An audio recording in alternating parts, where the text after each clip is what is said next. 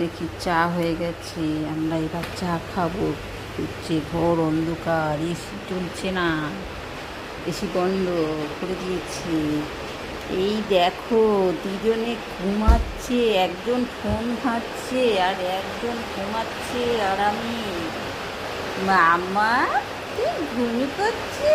উলি বাবলি পিন্না ছিঁয়ে গুন করছে, বাবি বাবাই শোনাটা গুনু করো গুনু করো। আর বৃষ্টি এসেছে। চলো চা খাবে তুমি?